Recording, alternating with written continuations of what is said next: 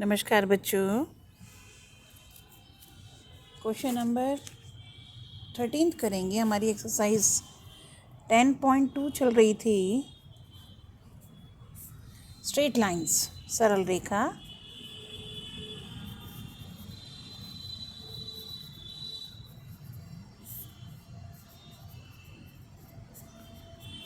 और पिछले वीडियो में 12 क्वेश्चन तक कर चुके थे, क्वेश्चन नंबर 12 तक हम कर चुके थे।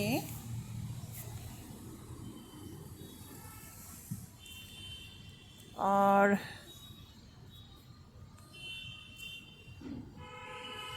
क्वेश्चन नंबर 13 पर आते हैं। क्वेश्चन नंबर 13 ये कहता है, find the equation of line passing through point 2 and cutting off intercepts on the axis whose sum is 9। यानी एक लाइन जो किसी एक पॉइंट से जा रही है, पॉइंट दे रखा है आपको 2, उसके कोऑर्डिनेट्स 2 हैं, और जो वो एक्स एक्सिस और वाई एक्सिस पे जो इंटरसेप्ट यानी अंतःखंड काट रही है उनका सम 9 है। लेट सपोज ये आपकी लाइन है, तो अंतःखंड ए और बी अगर काटती है तो ए प्लस बी आपको दिया हुआ है 9, और ये लाइन आपका पॉइंट 2 से होकर जा रही है। तो इसका इक्वेशन पूछा है। तो दो कंडीशन हमेशा ज़रूरत पड़ती है लाइन की इक्वेशन फाइंड आउट करने के लिए, और 12 क्वेश्चन तक आप करके आ चुके हो। उनमें भी आपने सब में ये देखा है कि वी नीड 2 कंडीशंस। अब वो 2 कंडीशन कैसे भी हो सकती है, यहाँ भी 2 कंडीशन दे रखी है, डायरेक्ट फॉर्मूला नहीं है। तो इंटरसेप्ट फॉर्म में, अंतःखंड रूप में जो आपका फॉर्मूला है x upon A plus Y upon B बराबर 1, ये इक्वेशन आप जानते हैं। तो यहाँ a प्लस बी दे रखा है और इस पॉइंट से होके जा रहा है। तो let this is the equation of ये लाइन की समीकरण, ये मान लिया जो a और b अंतःखंड काटती है। चूँकि ये इस पॉइंट 2 से होके जा रहा है तो इसको सेटिस्फाई करेगा। तो 2 upon A plus 2 upon B आपका हो गया कितना, 1। अब यहाँ से आपको ए और बी की वैल्यू निकालनी है। दो आप पे इक्वेशंस हैं, इक्वेशन 1 एंड इक्वेशन 2। इन दो की मदद से आपको ए और बी की वैल्यू निकालनी है। तो आप सब्स्टिट्यूशन मेथड लगा लें। ए की जगह लिखा 9 माइनस बी इक्वेशन 1 से, और यहाँ रख दिया 2 अपॉन 9 माइनस बी प्लस, ये भी 2 है, सॉरी 2 से जा रहा है, तो 2 अपॉन बी इक्वल टू 1। अब ये सॉल्व करेंगे क्रॉस मल्टीप्लाई, ये क्वाड्रेटिक इक्वेशन बनेगी। क्वाड्रेटिक इक्वेशन का मतलब दो फॉर्म बनेगी इक्वेशन की। मतलब ए और बी की, या बी की 2 वैल्यू आएंगी तो ए की भी 2 वैल्यू आएंगी, और ए और बी की अगर 2 वैल्यूज़ आएंगी तो 2 सेट ऑफ इक्वेशन बनेगी। यानी इसको सेटिस्फाई करते हुए आपकी 2 इक्वेशन बन सकती हैं। चलो वो तो टाइम बताएगा, अभी सेल्फ सॉल्व करने पे पता चलेगा। 2b प्लस 9 2 18 माइनस 2b, और इधर आया 9b माइनस p स्क्वायर। तो ये हो गया b square minus 9b plus 18 is equals to 0। ये आपकी क्वाड्रेटिक इक्वेशन बनी। और अब आपको इसके फैक्टर्स करने हैं। तो ये 6 3 18 होता है, ऐसे इसको तोड़ दिया तो b माइनस 6 और b माइनस 3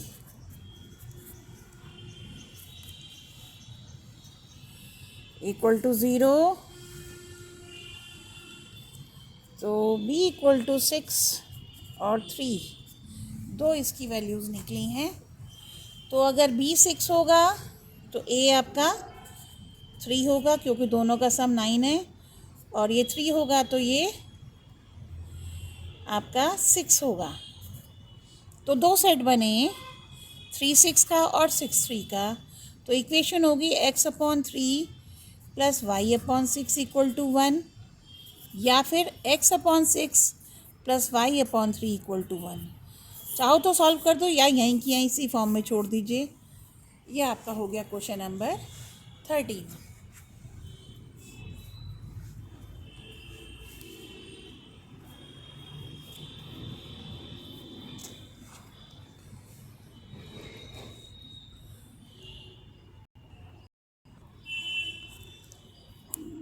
सेटिंग सही कर दिया, ज़्यादा बड़ा हो रहा था।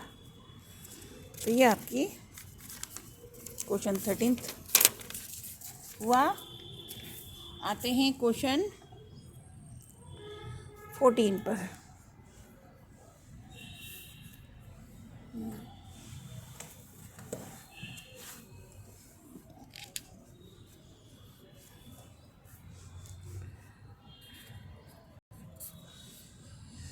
Find the equation of line passing through point 02 and making an angle of 2 pi by 3 with the positive x axis. यानी उस रेखा का समीकरण ज्ञात करो जो किसी बिंदु 02 से तो होके जाता है और x की धनात्मक दिशा से जो कोण बनाता है वो है 2 पाई बाई 3। तो ये तो आपका सिंपल क्वेश्चन हो गया। m हो गया 10 पाई 2 पाई बाई 3। 2 पाई बाई 3 का मतलब pi minus pi by 3। 10 pi minus theta is minus 10 theta. 10 pi by 3 is root 3. तो इक्वेशन हुई y minus y1 x minus x1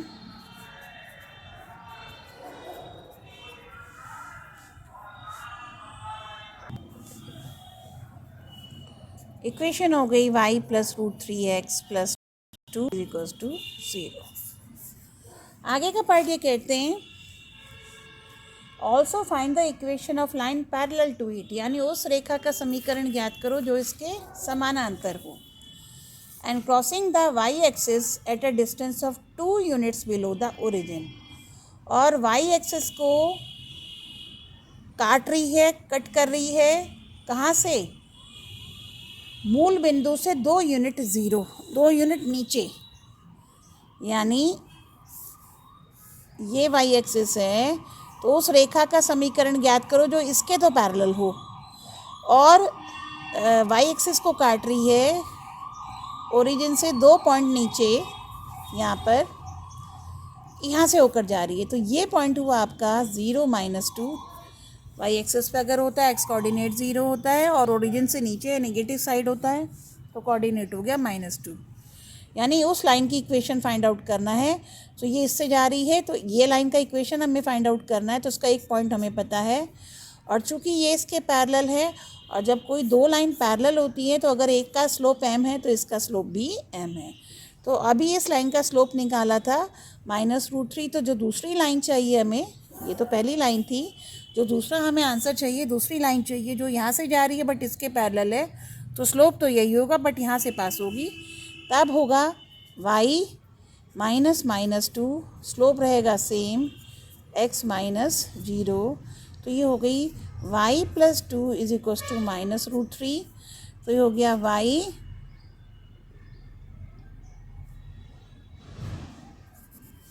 plus √3x plus, यहाँ पर सॉरी ये -2 आएगा, इस क्वेश्चन में ये -2 था और ये हो गया +2।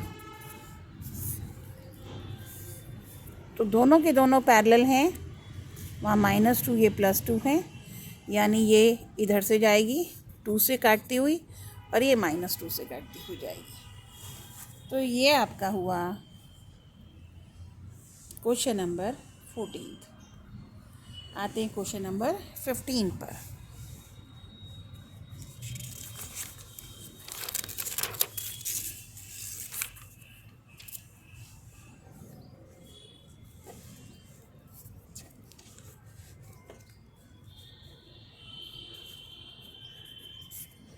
क्वेश्चन नंबर 15 कहता है the perpendicular from the origin to a line meets at the point -2 9 find the equation of line. कहते हैं एक लाइन है, उस पर अगर ओरिजिन यानी मूल बिंदु से लंब डाला गया, कोई लाइन है, ये लाइन हो गई मान लीजिए, और यहाँ पर मूल बिंदु से ये लंब डाला गया, 90 डिग्री का कोण डाला गया, मतलब डिस्टेंस वो परपेंडिकुलर डाला गया, यानी एक लाइन ऐसे खींची गई जो 90 डिग्री का एंगल बनाए। तो जिस पॉइंट पे वो काट रही है वो पॉइंट है आपका -2 और 9। अब -2 और 9 कायदे में यहाँ बैठेगा, लेकिन हमें आदत है इस तरह से बनाने की, तो हमने सिर्फ एक सांकेतिक रूप में बना लिया। कायदे में -2 9 तो आपका सेकेंड क्वाड्रेंट में आएगा, पर ये कोई बड़ी चीज़ नहीं है, तो सिर्फ एक आइडिया है, अपने आप उसकी वैल्यूज़ ऐसे आएंगी। तो आपको इस लाइन का इक्वेशन फाइंड आउट करना है। तो इसका मतलब ये जो आपने लाइन आपको निकालना है, उस पर एक पॉइंट तो हमें पता चल गया। अब हमें ना इसका स्लोप पता, तो अब हमें दूसरी कंडीशन क्या दे रखी है कि ओरिजिन से जो ये लाइन आ रही है उस पर ये 90 डिग्री है। तो 90 डिग्री का मतलब एकदम दिमाग में आना चाहिए कि इसका स्लोप निकालो, तो फिर इसका स्लोप निकल जाएगा। अब सवाल है इसका स्लोप कैसे निकले। इसके स्लोप के लिए इस पर 2 पॉइंट होने चाहिए। तो ये जो पॉइंट है ये इस लाइन पर भी है और इस पर भी है। तो इस लाइन पर एक पॉइंट ये हो गया और दूसरा पॉइंट है आपका 0 0, चूँकि वो मूल बिंदु से जा रही है। तो इस तरह से इसका स्लोप निकालेंगे। फिर इसका स्लोप और इसके दोनों की स्लोप का परपेंडिकुलर मतलब प्रोडक्ट -1 होगा, क्योंकि दोनों 90 डिग्री पर हैं। ठीक है, तो आप कहेंगे लेट सपोज वो पॉइंट जो है ए है, तो स्लोप ऑफ ए बी यानी ओ ए की, ए बी नहीं ओ ए की प्रवणता निकालेंगे, जिसे आपने m मान लिया या m1 मान लिया, कैसे कर सकते हैं, y माइनस वाई मतलब y2 minus y1 upon x2 minus x1, तो इट इज़ -9/2। ये हो गई प्रवणता m1 की। अब अगर हमारी अभिष्ट रेखा यदि अभिष्ट रेखा की प्रवणता m2 है, तब m1 into m2 is equals to -1, क्योंकि दोनों लाइन क्या है, परपेंडिकुलर है। तो m2 कितना होगा, 2/9। डायरेक्ट निकाल लिया मैंने, आप जब रखेंगे निकाल लेंगे। और चूँकि वो -2 और 9 से होके जा रही है, देयरफॉर रिक्वायर्ड इक्वेशन जो होगा या अभिष्ट रेखा का समीकरण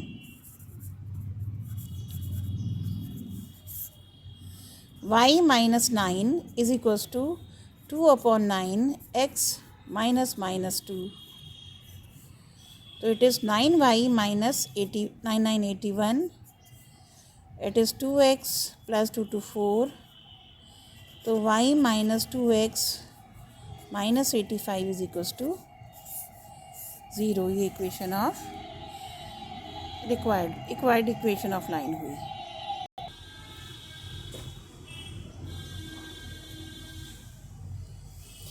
ये था क्वेश्चन नंबर 15। आते हैं क्वेश्चन नंबर 16 पर।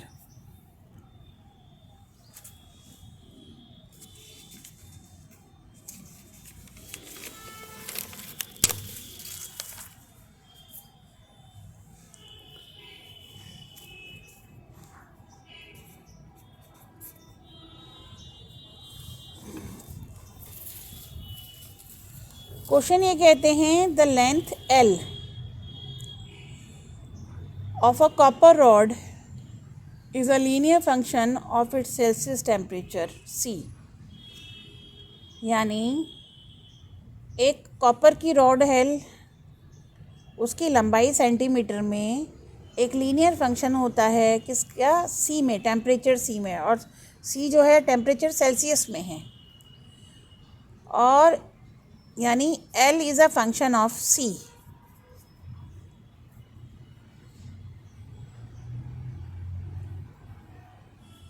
या यूँ कह लो L is a function of C। More importantly in an experiment L, अगर किसी एक एक्सपेरिमेंट में दिया है कि यदि L की वैल्यू 124.942 सेंटीमीटर होगी, तो C होगा आपका 20 और L होगा, L यदि 125.134 होता है सेंटीमीटर में, तो सेल्सियस में टेम्परेचर होगा 110 डिग्री सेल्सियस।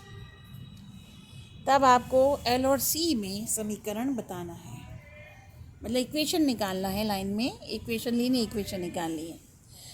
कोई भी लीनियर इक्वेशन अगर हम बात करते हैं, हम x और y में कहते हैं तो उसे हम जनरली ऐसे रखते थे y equal to M X plus C, यानी x और y वेरिएबल है, m और c उसके डिफरेंट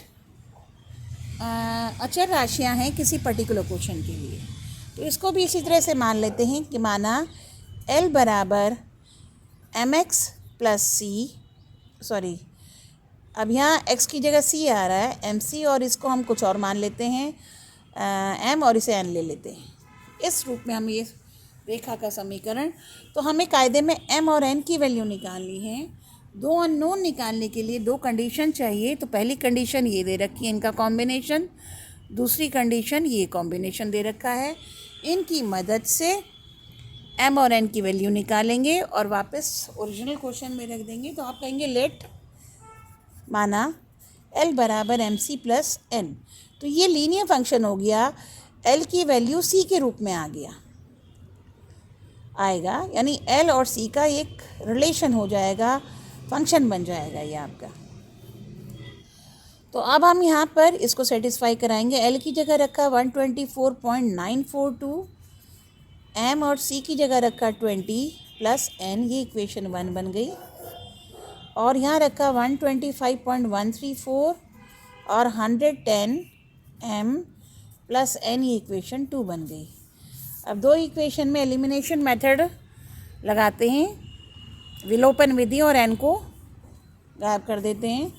तो n कट गया और ये रह गया -90m, और यहाँ 4 में से 2 गए, उल्टा माइनस कर रही हूँ, 13 में से 4 गए 9, 10 में से 9 गए 1, ये रहा। इसमें से माइनस कर रही हूँ या यूँ कर लो,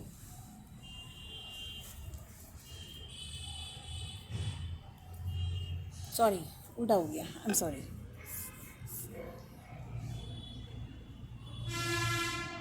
माइनस तो इसमें से ही करेंगे, सही किया था। -0.192 इज इक्वल्स टू -90m, तो m हो गया 0.192 अपॉन 90, तो 0.0192 अपॉन 9,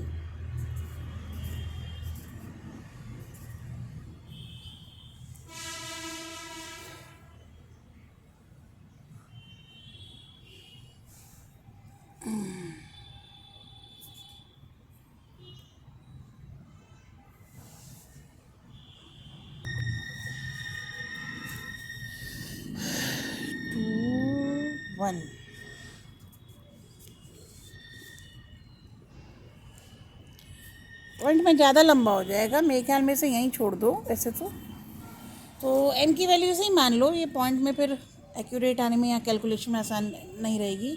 तो n की वैल्यू निकाल लेते हैं। n इज इक्वल्स टू 124.942, क्या हुआ,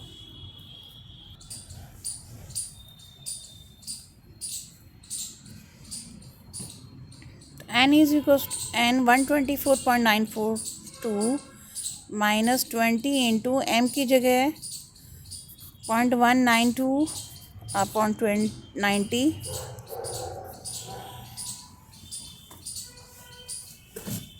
ये आएगा 124.942 माइनस 2242918.38 अपॉन 9,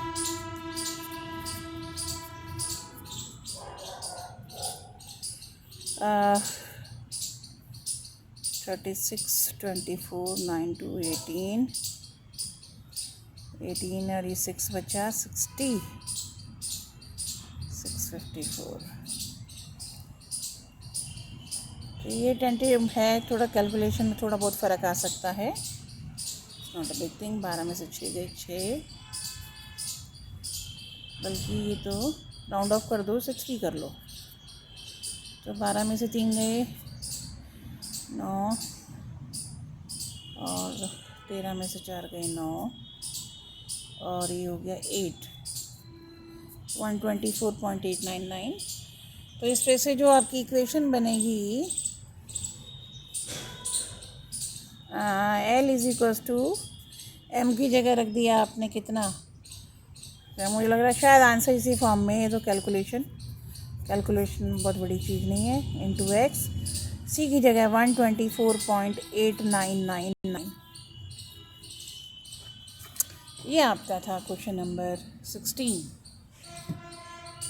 आएंगे क्वेश्चन नंबर 17 पर।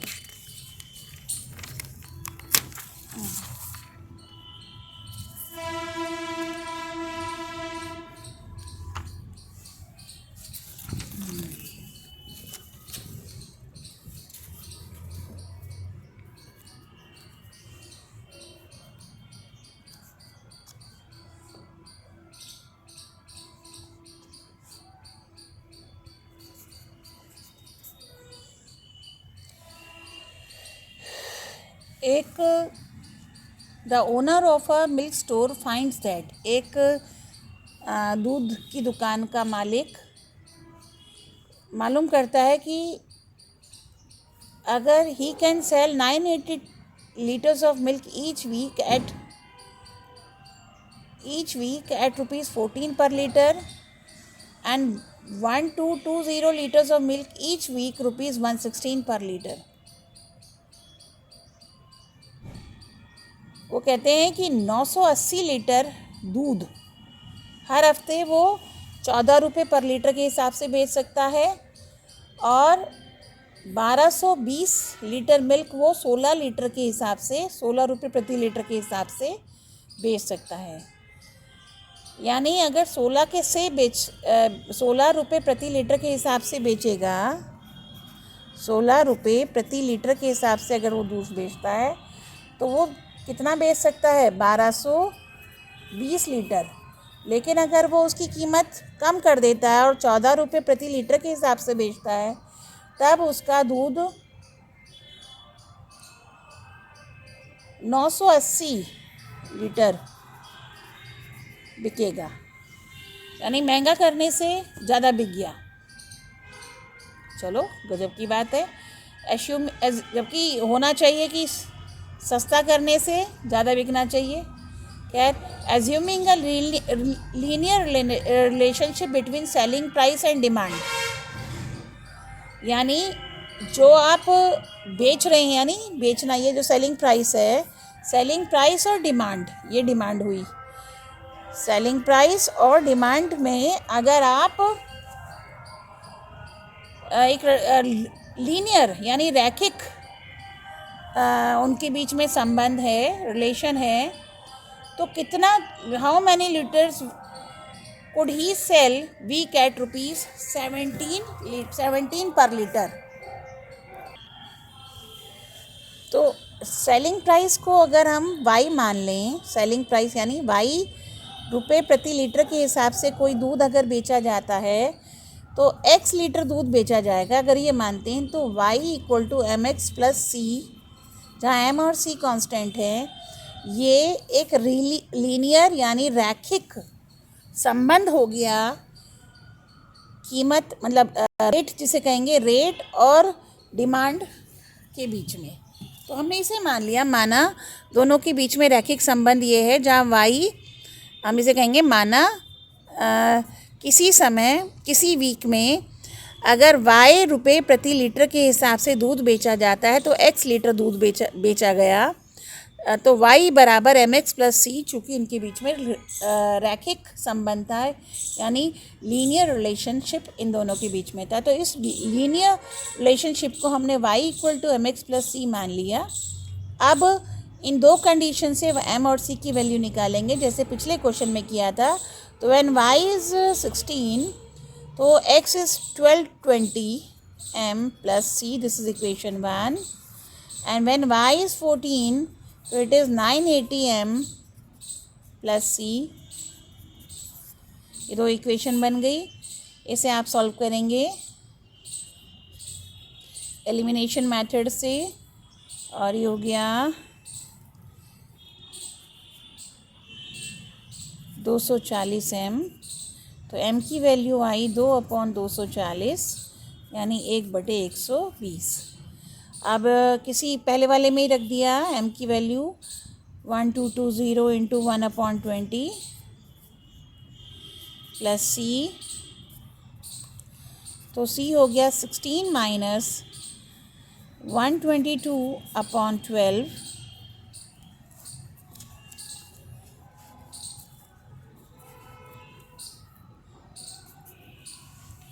16 इंटू 12, अगर मैं एलसीएम ले लूँ तो इट इज़ 192 160 माइनस 122 0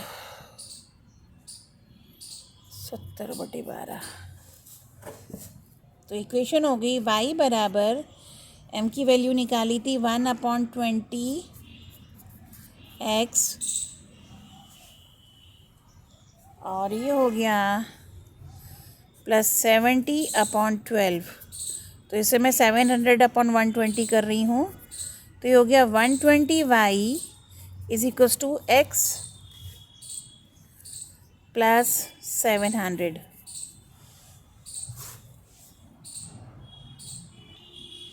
ये रिलेशन आया।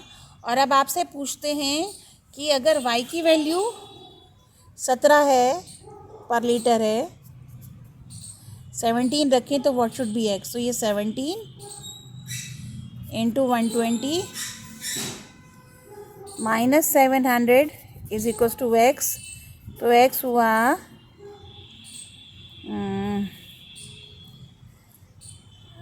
12 7 84 8 7 12 112 प्लस 820 माइनस 1700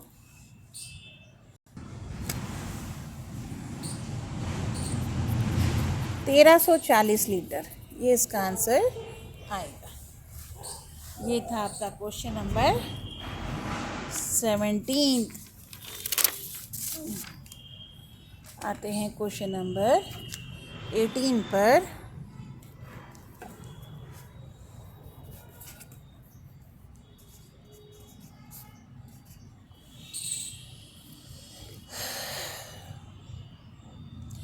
कहते हैं कि P एक बिंदु है ए बी, जो कि मिड पॉइंट है, मध्य बिंदु है उस लाइन सेगमेंट का जो लाइन एक्स एक्सिस और वाई एक्सिस के बीच में कट रही है। यानी एक रेखा है, मान लो ये, ऐसे एक्स एक्सिस और वाई एक्सिस जो काट रही हैं लाइन सेगमेंट, तो इतना पोर्शन काट रही हैं। यानी ये ए है और अगर ये बी है, तो इसका अगर mid point let suppose P है, तो पी के कोऑर्डिनेट आपके ए बी हैं, ये दे रखा है। तो आपसे कहते हैं इक्वेशन ऑफ लाइन ये होगी, इससे मतलब प्रूव करना आपको equation of line, to prove कि equation of line is X upon A plus Y upon B is equals to 2। ये इक्वेशन ऑफ लाइन होगी, ये आपको प्रूव करना है, सिद्ध करना है। तो अब आपको ये निकालना है। तो अब आप इसको ऐसा कर सकते हैं कि जो हम इक्वेशन निकाला करते थे, इसमें जो इंटरसेप्ट फॉर्म में निकाल सकते थे, तो हम इसको ए डैश मान लेते हैं और इसको बी डैश। तो अगर ये इंटरसेप्ट ए डैश बी डैश है, तो equation of line by the formula है एक्स अपॉन ए डैश प्लस वाई अपॉन बराबर 1 होगा। और चूँकि ये इक्वेशन आपको फाइंड आउट करनी है और P इसका मिड पॉइंट है, तो अब इसको कैसे करेंगे ए डैश। तो हम ऐसा करते हैं कि अगर ये ए डैश है, तो ए के कोऑर्डिनेट होंगे ए डैश 0 और बी के कोऑर्डिनेट होंगे 0 बी डैश, और P इसका मध्य बिंदु है, तो ए डैश बी डैश की वैल्यू हमें निकालनी है। तो अगर P ए बी का मध्य बिंदु है, तो इसलिए P के कोऑर्डिनेट बाय द फॉर्मूला होने चाहिए ए डैश प्लस 0/2 और 0 प्लस बी डैश अपॉन 2। इसका मतलब P के कोऑर्डिनेट होने चाहिए ए डैश अपॉन 2 और बी डैश अपॉन 2। और ये एक्चुअली P आपको दे रखा है ए बी, इसका मतलब ए डैश अपॉन 2 बराबर ए होगा और बी डैश अपॉन 2 बराबर बी होगा। तो ए डैश की वैल्यू होगी 2a और बी डैश की वैल्यू होगी 2b। तो अब इक्वेशन जो आपकी होगी required equation x upon 2a plus Y upon 2b बराबर 1, पूरे को 2 से मल्टीप्लाई करेंगे तो x upon a plus Y upon b बराबर 2, ये आपकी इक्वेशन आ जाएगी जो कि आपको प्रूव करके दिखानी थी। तो ये था क्वेश्चन नंबर 18। अब तेज़ी से आते हैं क्वेश्चन नंबर 19 पर।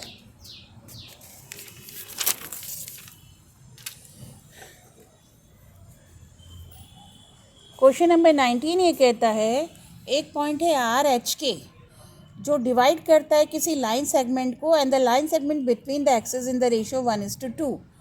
बिल्कुल उसी तरह से है जैसे पहले था, लेकिन पहले वाले में आपको मिड पॉइंट दे रखा था, आपकी बार उसी लाइन सेगमेंट को 1:2 की रेशियो में ये पॉइंट डिवाइड कर रहा है। यानी क्वेश्चन ये कहता है कि एक लाइन है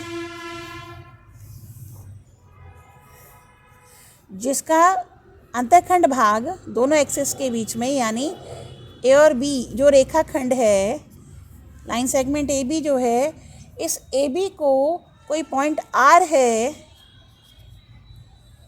जो इसको 1:2 की रेशियो में डिवाइड करता है। तो अब बाय डिफ़ॉल्ट हमें पता होना चाहिए 1 किस तरफ और 2 किधर। जो हमें कहते हैं एक्सिस को डिवाइड करता है तो पहले एक्स एक्सिस का कोऑर्डिनेट मतलब इंटरसेप्ट और फिर वाई एक्सिस का। तो आर जो है इसके कोऑर्डिनेट्स एच के हो गए और तो हम उसी तरह से माना ये ए डैश है, या अब तो ए मान सकते हैं ए और बी। तो let the equation is x upon A plus Y upon B is equals to 1। ये इंटरसेप्ट में फॉर्मूला हमने रख दिया। अब ए और बी की वैल्यू निकालनी है एच के रूप में, क्योंकि एच के हमें दे रखा है, ए और बी नहीं दिया हुआ। अब सेक्शन फार्मूला से आर के जो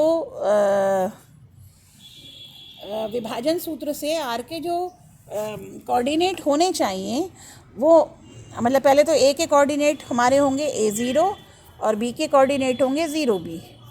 तो अब फॉर्मूले से अगर हम निकालेंगे तो 2 into A plus 1 into 0 upon 1 plus 2 और 2 into 0 plus 1 into B upon 1 plus 2, ये हमारे सेक्शन फॉर्मूला यानी विभाजन सूत्र से वही m/2 mx2 plus nx1 upon m plus n और my2 plus ny1 upon m plus n, ये वाला जो अगर हम फॉर्मूला लगाते हैं इस फॉर्मूले से ये हमारा ये फॉर्मूला फिर से याद दिला दूँ, x1 y1 x2 y2 को जोड़ने वाली रेखा को कोई पॉइंट अगर m/n की रेशियो में डिवाइड करता है तो उस पॉइंट के कोऑर्डिनेट ये होंगे।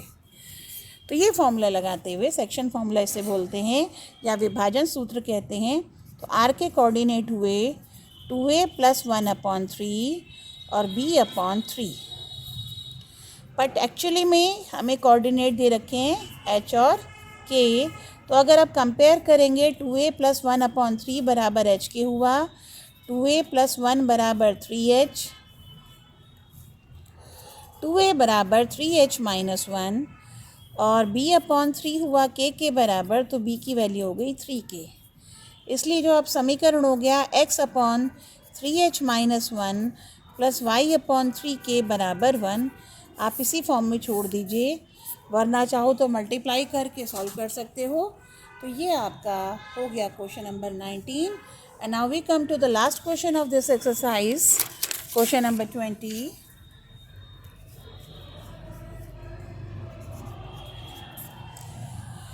By using the concept of equation of line, prove that the 3 points are collinear।